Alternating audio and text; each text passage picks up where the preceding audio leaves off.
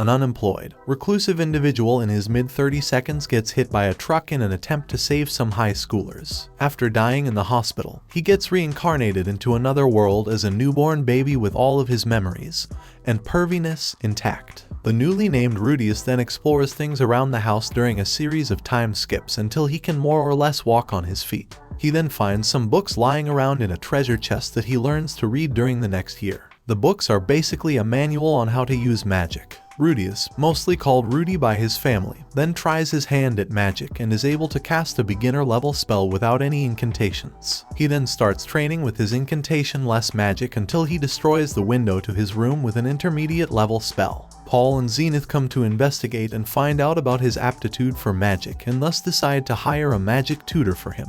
The magic tutor Roxy turns out to be a bit shorter than expected and is really not thrilled to teach him magic. She tells Paul and Zenith, Rudy's parents, that many parents overestimate their children's abilities and think that just because they are a bit above average, they can be master magicians. Roxy soon changes her opinion, however, as Rudy, in a noble attempt to look under her skirt, accidentally shortens the incantation and his ability to do magic without incantation is found out. Roxy says that Rudy might be worth training after all. At the end of the episode, Zenith calls Roxy and Rudy home for some lunch. Rudy begins his magic training under Roxy, and is making some really steady progress as he already had the talent and now he has a great teacher to help him apply all his talent. A year passes and Rudy learns some really advanced magic. On the other hand, Rudy's training with the sword isn't really going quite so well since he is getting thrashed over and over again by Paul. Paul is ranked advanced in all three of the swordsmanship styles. Rudy's family holds a small party for Rudy on his 5th birthday. Paul gifts him a sword, Zenith gifts him a book, and Roxy gives him a wand and tells him that it is going to be his final lesson. The next day, Roxy tells Rudy that they need to go outside for the final demonstration. But Rudy doesn't want to go outside the house due to his trauma from his previous life. Later, Roxy teases Rudy for not wanting to go outside and motivates him that it is not as scary as he thinks he is. Rudy finally summons his courage and with the help of Roxy, he is finally able to go outside. In the field, Roxy causes a sacred class spell that triggers a big thunderstorm. Rudy then uses his new wand and employs the same spell, even surpassing Roxy's original demonstration. Then, Roxy tells him that he has officially graduated since she has nothing more to teach him. Roxy leaves the Garrett household in an emotional farewell with Rudy. Afterwards, Rudy discovers that Roxy left behind a container containing her undergarments. Rudy mentions that he will treasure that container indefinitely, and starts praying to it regularly. Following Roxy's assistance in helping Rudy overcome his fear of leaving the house, Rudy begins to frequently venture outdoors and touch the grass. One day, while exploring the outdoors, Rudy observes a group of boys tormenting a destitute and soiled elf. Initially, Rudy refrains from intervening, but having experienced bullying himself in the past, he eventually steps in to aid the boy. He employs his magic to cleanse the boy's hair, which is green like the feared demon tribe of Superts. Rudy is relieved when he notices the boy lacks a gem on his forehead. The boy introduces himself as Sylph and expresses his desire to learn magic. Rudy agrees and frequently accompanies Sylph to teach him magic. Sylph makes commendable progress and expresses interest in learning incantationless magic. Rudy consents to teach him the technique but remains skeptical of Sylph's ability to master it. Surprisingly, Sylph successfully executes the technique, shattering Rudy's aspiration of being the sole practitioner. A storm descends upon them, prompting Rudy to lead Sylph to his home. Rudy prepares a bath for himself and invites Sylph to join. When Sylph declines, Rudy takes the initiative to remove his clothes. It is then revealed that Sylph is actually a girl. Completely caught off guard, Rudy attempts to apologize, but she flees. With guidance from Paul, Rudy and Sylph eventually reconcile. Rudy resolves to value his newfound friendship. The Grey Rat family celebrates joyfully as Zenith reveals her pregnancy once again. They share in the celebration when Lilia unveils her pregnancy as well. The cheerful ambience diminishes as she discloses that Paul is the father. Paul expresses regret for the turmoil caused. Zenith opts to expel Lilia from the household and reprimands Paul for his infidelity. Rudy detects the tense atmosphere as Lilia faces the prospect of being ousted and shifts all blame onto Paul, asserting that Lilia must obey his orders as her employer. Paul comprehends Rudy's maneuver and plays along. Consequently, Zenith chooses to allow Lilia to remain. However, it is revealed that Lilia was the one who had seduced Paul. Lilia expresses gratitude to Rudy for this revelation and finally welcomes him into the family fold. Prior to this, she had been fearful of him and his lecherous gaze, which was entirely justified. Paul becomes somewhat insecure about the fact that Rudy is remarkably mature, and assumes the role of a father figure for him. After a span of 9 months, Norn and Aisha, Rudy's 2 younger sisters, come into the world. Subsequently, Rudy receives a letter from Roxy, which stipulates that he should enroll in a magic university once he reaches the age of 12. Rudy is elated, and upon sharing the news with Sylphie, she expresses her desire to attend as well. However, Sylphie's family lacks the means to afford it. When Rudy proposes that his family cover the expenses, they decline. Determined to support both himself and Sylphie, Rudy decides to take on a job. Later, Paul causes Rudy to faint and places him within the carriage of his friend Ghislaine. Upon awakening from a tap on the head by Paul's sword, Rudy finds a letter from Paul, stating that since Rudy is prone to arguing his way out of situations, he imposed this decision upon him. The carriage is bound for the city of Roa, where Rudy is to work at his cousin's residence. He is forbidden from contacting Sylphie or his family for the next 5 years, and this job is crucial for paying off his and Sylphie's university dues. The letter also contains numerous anecdotes about Ghislaine, including the mention that Paul has never been able to defeat her except in bed. Upon arriving in Roa, they discover that Rudy's task is to tutor their child. He is responsible for instructing her in magic, reading, and writing. Rudy encounters a hostile reception from the girl, Eris, who promptly punches him in the face upon their first meeting. Suppressing his ego, Rudy suggests to her father and grandfather that they should orchestrate a fabricated kidnapping scenario to help Eris develop respect for him. They concur, and the simulated kidnapping is set in motion. However, one of Philip's servants colluded with authentic kidnappers, resulting in an actual kidnapping scheme.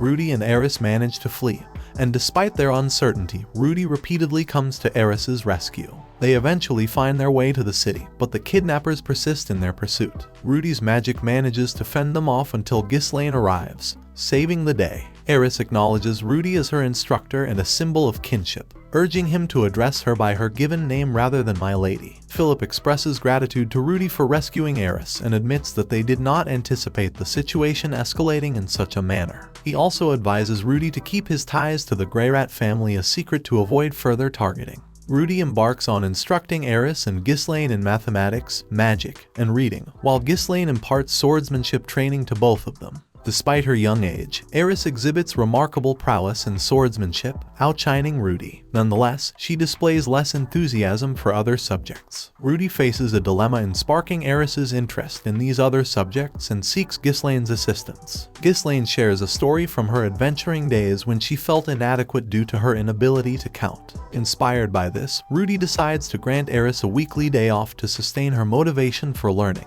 On her day off, Rudy accompanies Eris and Ghislaine on a visit to the market. Rudy, true to his nature, becomes intrigued by an aphrodisiac. Eris attempts to purchase it for him, but he declines, stipulating that he would only accept a gift if she acquires it using her own allowance. Eris inquires about an allowance and later seeks Philip's approval for it. Philip grants it, allowing Eris to purchase the vial as a gift for Rudy. However, Rudy is flustered as he cannot explain what it is. As Eris's 10th birthday approaches, Rudy allocates a portion of his lesson time to a dance tutor so that Eris can learn to dance with the nobles at the forthcoming grand celebration. During his spare moments, Rudy encounters books that he struggles to comprehend. He discovers that they are all penned in the language of demons. Realizing this, Rudy composes a letter to Roxy, beseeching her assistance due to her familiarity with the demon continent. Rudy makes significant strides in mastering the demon tongue and is now able to decipher portions of the content within those books. During the celebration, Eris endeavors to dance with a young nobleman but stumbles and falls. In a chivalrous move, Rudy intervenes, grasps her hand, and encourages her to relax. Together, they execute a splendid dance, captivating the audience. Eris expresses gratitude to Rudy for his contribution.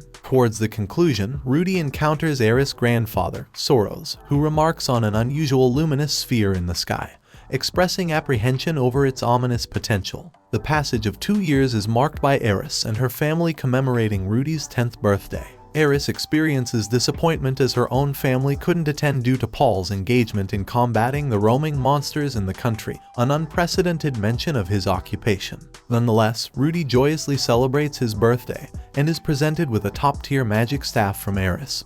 for which he expresses heartfelt appreciation. Philip proposes the idea of Rudy marrying Eris and becoming his successor in the family lineage, but Rudy rejects the offer despite his inner yearning to accept. The ensuing day, a massive dark cloud blankets the continent. Rudy, accompanied by Ghislaine and Eris, ventures into the wilderness to test his newly acquired staff. Unexpectedly, they encounter an individual named Arumanfi, who mistakenly assumes Rudy is responsible for the ominous clouds. Ghislaine clarifies the misunderstanding, and Arumanfi retreats. Rudy proceeds with his demonstration, only to be enveloped by an intense burst of light as he shields Eris from its impact. Rudy regains consciousness in an unfamiliar place enveloped by a white mist. He contemplates whether his entire first 10 years of life were merely a dream. Regan encounters a peculiar figure who identifies himself as the Man-God. The Man-God claims to have observed Rudy for an extensive period and expresses a desire to assist him. He instructs Rudy to aid the individual he encounters immediately upon awakening if he wishes to survive. Upon awakening,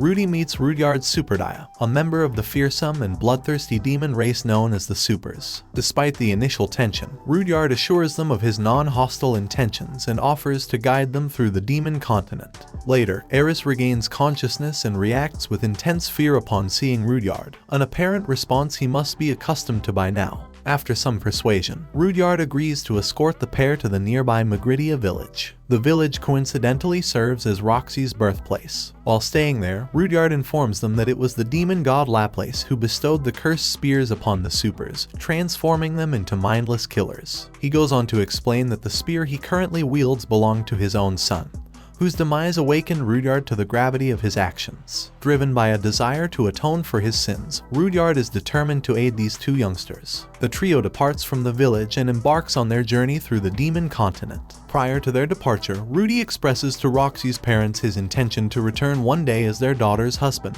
As they reach the village of Ricarisu, they face the need to address Rudyard's conspicuous presence. To blend in, Rudyard dyes his hair blue, adopting the appearance of a member of the Magridia tribe. Upon entering the city, they join a guild to amass funds for their expedition. Rudyard dubs their team Dead End and strives to swiftly exit the city. However, their low guild ranking hampers their ability to secure substantial earnings. At this juncture, God communicates with Rudy, tasking him with a find a lost pet mission. During this quest, they encounter a group responsible for abducting individuals. Rudyard intervenes, resulting in the death of one of the captors. Rudy admonishes Rudyard for his action, insisting on a promise that he will refrain from taking lives. Rudy then instructs the remaining members to undertake perilous missions, aiming to secure the necessary funds for their journey. Following the white explosion in Phytoa, Rudy's original family members disperse across the world.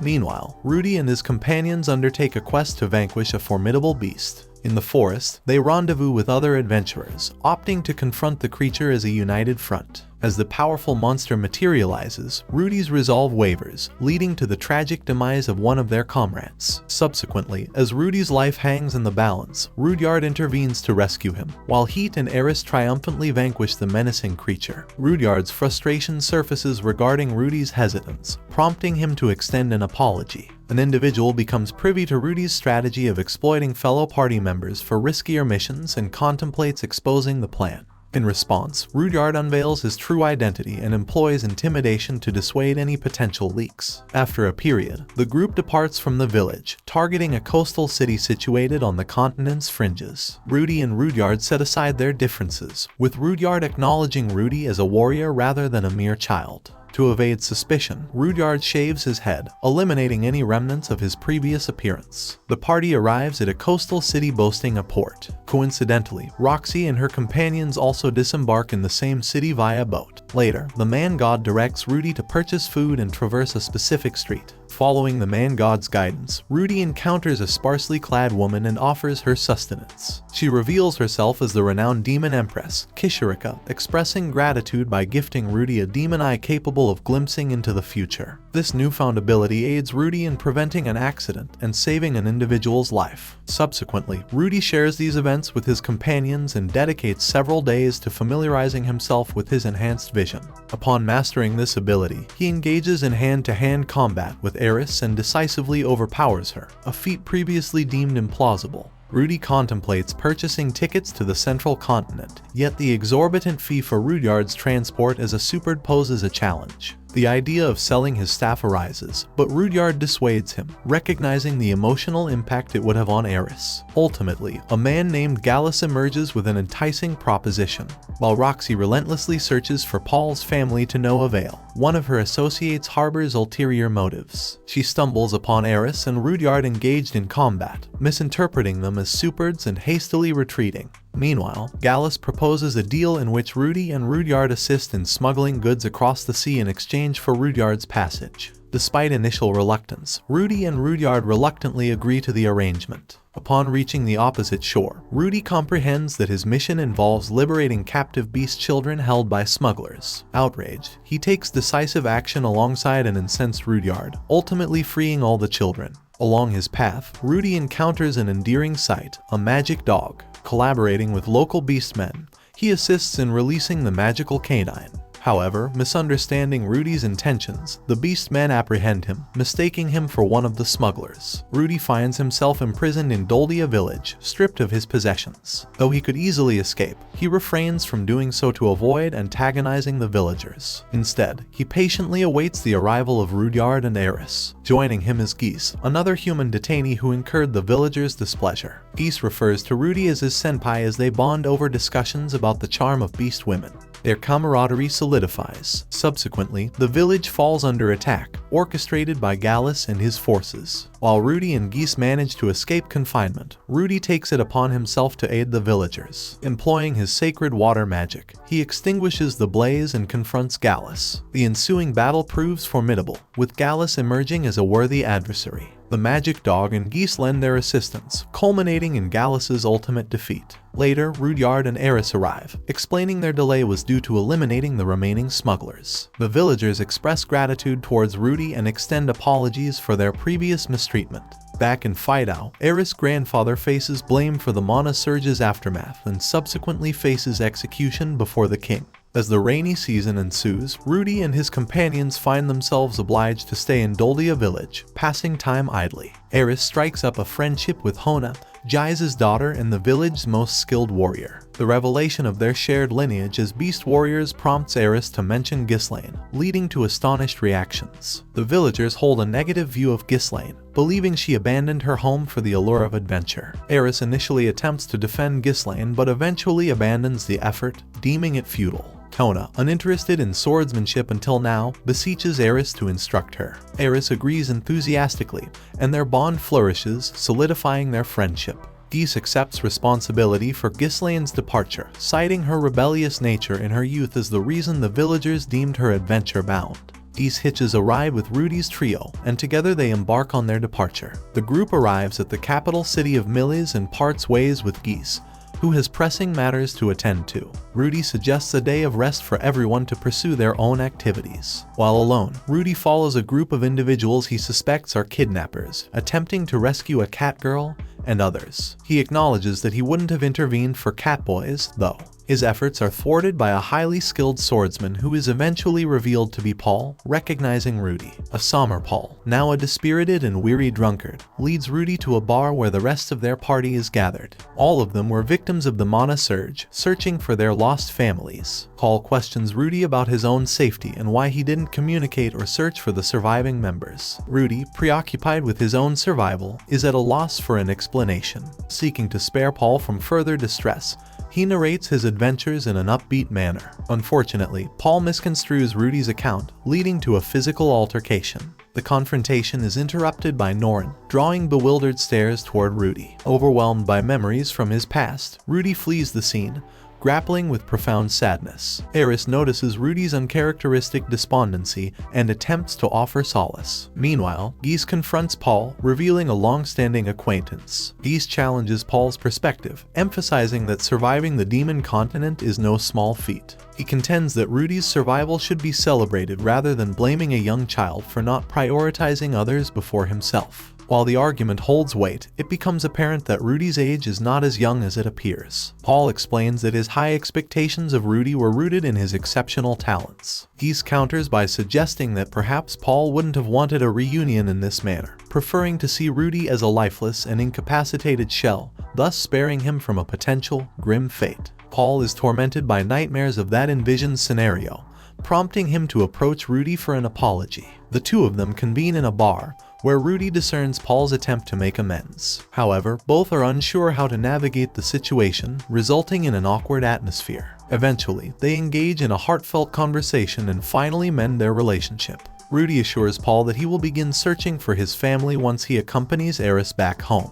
Paul visits the inn where Rudy stays, and Eris is ready to confront him for causing Rudy pain. Rudy intervenes, informing her that they've reconciled. He also reveals that they have the necessary permissions and funds for their forthcoming adventures, negating the need to remain in any town. Paul expresses gratitude towards Rudyard for safeguarding his child, leading to an emotional farewell among them all. Geese's endeavors to find Paul's family are unveiled, with plans to explore the uncharted part of the continent. On a different continent side, Roxy returns to her native village, Magurdia. Her tribe communicates through telepathy, and she's an anomaly as she cannot employ this ability. Despite their awkwardness, her parents express their longing for her company. Although initially considering leaving, Roxy ultimately chooses to stay. Her parents share that Rudy visited the village 2 years prior, reassuring her of his safety. Subsequently, she embarks on another journey with her companions to locate Paul's family across the demon continent. Rudy experiences another dream encounter with Mangod,